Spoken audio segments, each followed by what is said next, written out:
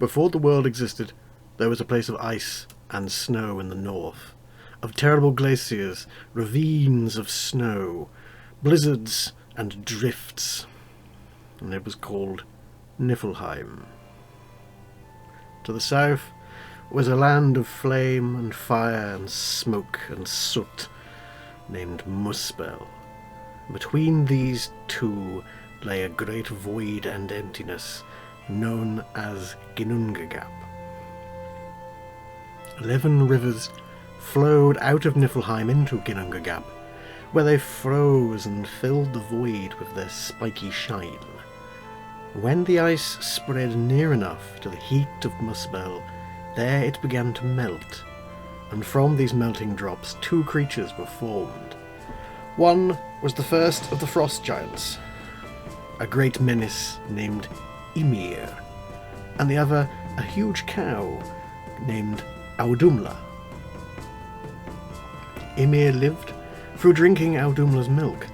The cow in turn lapped at the salty ice in Ginnungagap for her own nourishment.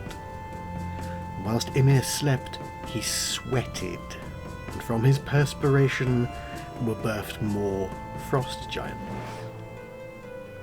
Once, whilst Audumla licked the ice, a great man-like shape began to appear beneath the sweep of her tongue.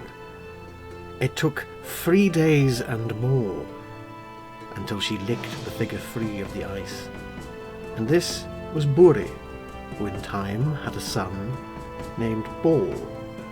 For Bor married Bestla, a frost giantess, and together they had 3 sons, Odin, Vili, and Ve.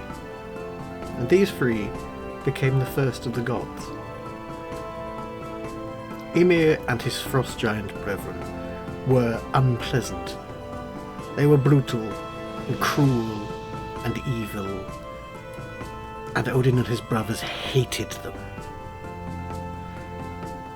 It drew to the point that they could no longer stand Ymir's inhumanity and brutality. They waited for him to sleep, and as he dreamed his evil dreams, they slew him. His blood flowed out in a great torrent and flood, sweeping aside all the frost giants save for Bergelmir and his wife, who escaped in a hollowed tree trunk. All of the giants are descended from this single pair who escaped the murder of the first one. Odin, Vili and Ve dragged Ymir's body into Ginnungagap and used it to form the world. From his flesh they made the earth. From his bones they made mountains, and his teeth became rocks and minerals, and his blood were the rivers and seas. His skull Odin made the dome of the sky, and of his brains were formed the clouds of the air. And the gods took sparks from Muspel and flung them into the sky to become the moon, the sun, and the stars. One day, as they walked by the sea they had made from the blood of Ymir, Odin, Vili and Ve found the roots of an ash and an elm tree, and from these they made the first humans. The ash root became the first man, Ask, and the elm root his wife, Embla. The gods saw maggots in Ymir's flesh crawling forth from the rotting corpse of the frost giant and dropping onto the earth to wriggle and squirm. They took the maggots and made them into small human-like creatures that they called dwarfs. 4 of the dwarves were given the task of holding up the sky at each corner, north, south, east, and west. Night was a giant's daughter, and Day her son. Odin gave them horse-drawn chariots and set them to drive around the world in a great cycle, one following the other, from then until now. After some time had passed, there was a human man named Mundulfari. He had a son and a daughter, whom he regarded as being so beautiful that he named them after the moon and the sun that the gods had set in the sky. Odin deemed this to be presumptuous, and he took Mundulfari's children away. Moon now drives the chariot that pulls the planet of the same name, and Sun likewise. Sun followed Moon about the sky, forever chasing each other in an effort to reunite themselves.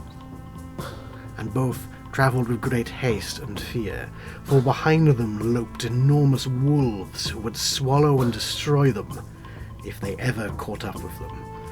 And the name of the wolf that chased the sun was Skull, and the beast that pursued the moon was Hati, the enormous children of a monstrous and ancient giantess who lived in the iron wood on Earth. Eventually, Skull and Hati would play a part in Ragnarok. And the world the Norse gods had built was arranged upon 3 levels, each above the other, the whole of 9 worlds, and the great world tree, Yggdrasil, that grew above and about and supported them. And the 9 worlds, Asgard, Vanaheim and Alfheim at the highest level, Jotunheim, Nidvalir, Svartalfheim in the middle level, Niflheim, Hel and Muspel on the lowest. The giant ash tree Yggdrasil towered above the 9 worlds and held them in place with its great gnarled roots. Each root plunged into one of the levels below. One root reached all the way down to the well of Vergelmir in Niflheim, and there lived and crouched a vile dragon, Nidhogg, who guarded the spring and gnawed at the root in an effort to destroy it. The second great root of Yggdrasil reached to the fountain of Mimir in Midgard. The water in this fountain was the source of all wisdom, jealously guarded by the god Mimir. The third root reached into the well of Urd in Asgard, where it was tended by the Norns, of whom there were 3, wise old women who had tended Yggdrasil since time unknown. There they decided each person's destiny, and even the gods were subject to the fates that they decreed. An eagle and a hawk perched in Yggdrasil's highest branches. Deer nibbled its great leaves, and the squirrel Ratatosk ran up and down its trunk, carrying insults between the eagle